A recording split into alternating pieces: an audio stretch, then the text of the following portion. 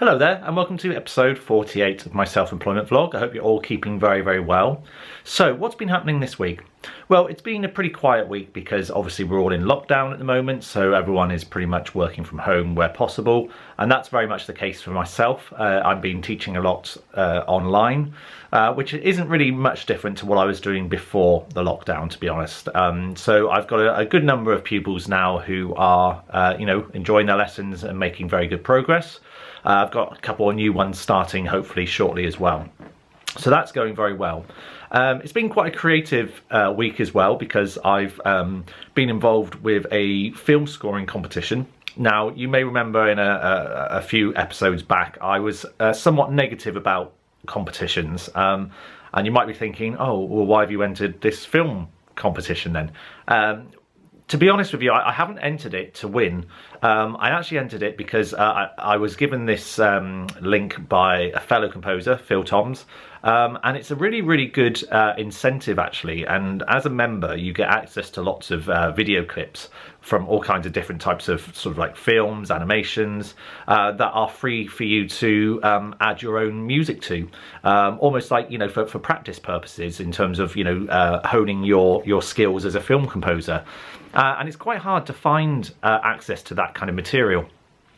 So I logged on and I saw that obviously there was this competition as well, and I really liked the animation. It's all about spring, the kind of the transformation as the kind of the darkness goes away of the winter and things start to grow, and we have this sense of rebirth. And obviously living in a very cold property, I do very much appreciate when we start going into spring, when I start seeing the trees and the leaves starting to regrow. That lifts my mood instantly. And so I really like the animation, and so I decided that I would have a go at doing it. Not for really the competition actually, just for my own benefit, because just after Christmas I made the sort of the decision, and this is what I love about being self-employed, is that you have to make decisions, business decisions. You have to decide, is this purchase something that is absolutely necessary? Is it going to benefit me in any way? And those decisions come up a lot, and generally I feel like the decisions I make have been good. I don't feel I've made any decisions that I've regretted so far, which is obviously which I'm pleased about. And there was a sale on for the BBC Symphony Orchestra Core Edition sample set, which is essentially basically the BBC Symphony Orchestra in a box that you can have access to all the different instruments. Lots of different articulations, and it's basically a full orchestra split up into all the individual instruments. And I'd been eyeing it up for a while, and the discount that was available to me at this time was too hard for me to resist. And I had to make a business decision. Was this the right thing to do? And actually, having purchased it, I'm very pleased with it, and I've used it both on my Reset 21 album, which is now complete and been made and should hopefully be shipping towards around about the 25th of January. I used it on that album. I've used it on this film score, and I've really enjoyed using it, and I felt like it's brought my music alive and really added a sense of realism to my scores. Particularly at the moment, I'm sort of exploring more orchestral sounds a little bit more at the moment than I am perhaps the progressive rock side of things, which I'll get to in a moment. So I'll put a link to the piece at the end of the video. Like I said, if I don't win, I'm not going to be boo-hooing about it at all, because my intention is different this time. It was just really a practice run. I really enjoyed doing it. I love the result. Bosh, job done. I'm happy in that respect.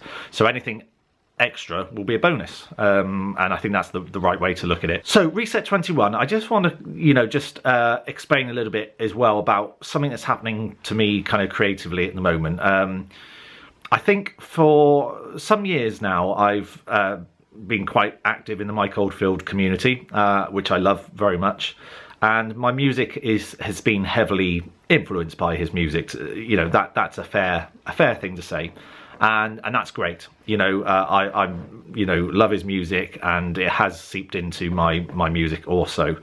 But I've kind of started to feel somewhat pigeonholed a little bit in the sense that a lot of my music that I'm writing does seem to have hints of Mike Oldfield in it, and I'm kind of trying to move away. And I think the whole Reset 21 has a lot of big meanings, but from a kind of a personal point of view, it's kind of resetting my musical compass, if you like, so that I feel like this is the start of a new phase for me in terms of my music, where I'm sort of starting to move away now from progressive rock and that kind of 70s instrumental progressive rock, and I feel like I'm moving more towards an orchestral chamber, more modern style of writing.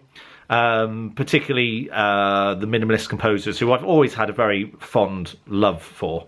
I feel like I'm entering a new phase, so I feel my music is probably going to take a bit of a change over future releases. I don't think it will sound quite like my earlier albums, and I think it's important. I've got to be careful what I say, but I think sometimes it's easy for artists to fall into a trap of imitation and kind of just keep doing the same thing and sounding like the same kind of artist and not moving forward creatively, and I don't want to be that person that ends up just being a kind of a clone. I don't want to be a Mike Oldfield clone. I want to be me.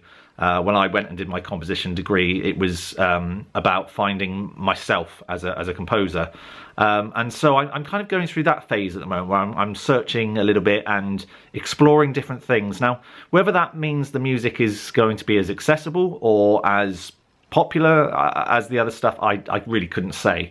But I think I have to be, I have to be honest to myself and to my ideas, and so the music on Reset 21, although only a very limited number of CDs will be made, those of you that get to hear it will be getting a little peek, I think, as to perhaps where my music might be going, in the future stylistically.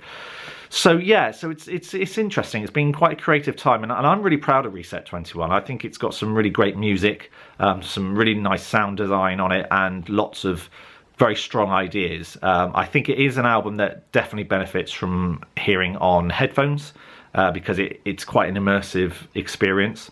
And as I said, I've specifically been very strict in terms of the quantity.